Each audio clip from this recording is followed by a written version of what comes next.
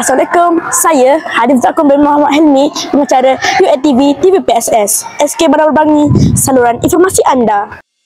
Pada hari ini, 6 Mei 2025, berlangsungnya program kursus kepimpinan pemimpin-pemimpin muda SK Bandar Baru Bangi di Masjid Al-Um, Bandar Baru Bangi. Program kursus kepimpinan pemimpin-pemimpin muda SK Bandar Baru Bangi ini melibatkan pemimpin-pemimpin muda yang terdiri daripada pengawas sekolah, pengawas pusat sumber, pemimpin rakam sebaya, pengawas ICT, skuad SPBT, brigad surau, ketua kelas dan penolong ketua kelas. Murid-murid dikehendaki berkumpul di foyer sekolah untuk bertolak ke Masjid Al-Um secara beramai-ramai seawal 7.30 pagi. Mereka diberi taklimat berkenaan program bagi memastikan program berjalan dengan lancar. Tujuan utama penganjuran kursus ini ialah untuk memberikan pendedahan cara membantu pengendalian tugas yang pelbagai kepada murid sebagai panduan dan bekalan untuk menghadapi cabaran, memikul tugas dan tanggungjawab sebagai seorang pemimpin. Program ini dirancang untuk meningkatkan kemahiran dalam kepimpinan, kepengetahuan dan menambah pengalaman serta memantapkan murid dalam tugas seorang pemimpin di unit masing-masing. Alhamdulillah, kesyukuran dirafakkan ke hadrat ilahi dengan izin dan limpah kurnianya pada hari ini telah berlangsungnya kursus kepimpinan unit pemimpin-pemimpin muda Sekolah Kebangsaan Bandar Baru Bangi yang bertempat di Masjid Al-Um, Bandar Baru Bangi. Kursus ini adalah anjuran unit disiplin dan juga unit bimbingan dan kaunseling sekolah dengan kerjasama PIBG dan juga Masjid Al-Um.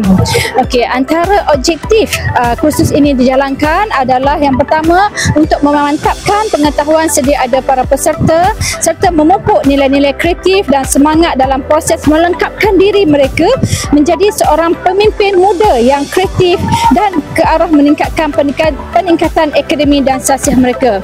Jadi saya selaku penyaras program mengucapkan terima kasih kepada pihak pentadbir sekolah, pihak Masjid Al-Um, PIBG sekolah dan kepada para penyumbang sama ada secara langsung atau tidak langsung dalam menjayakan kelancaran kursus kepimpinan pada hari ini. Terima kasih, hanya Allah sahaja yang layak membalaskan segala jasa dan budi semuanya. Baik, untuk program kepimpinan kita pada hari ini, alhamdulillah program ini nampaknya berjalan dengan lancar dan murid-murid pun kita lihat sangat seronok dan teruja untuk hadir bersama-sama dalam program ini, di mana program ini kita anjurkan untuk melatih pemimpin-pemimpin muda sekolah kita agar dapat menjalankan tanggungjawab dan dapat menilai apakah tugas yang sepatutnya ada pada seorang pemimpin muda, pemimpin kecil sekolah.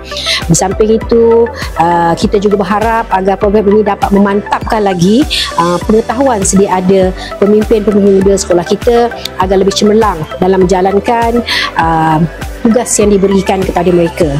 Dan melalui aktiviti-aktiviti ini, besarlah harapan kami agar dapat menyemarakkan lagi rasa komitmen, sikap bekerjasama yang tinggi dalam diri setiap pemimpin pada masa akan datang dan juga pada masa kini lah. Itu yang kita harapkan dan dapat juga membentuk satu jati diri pada diri mereka.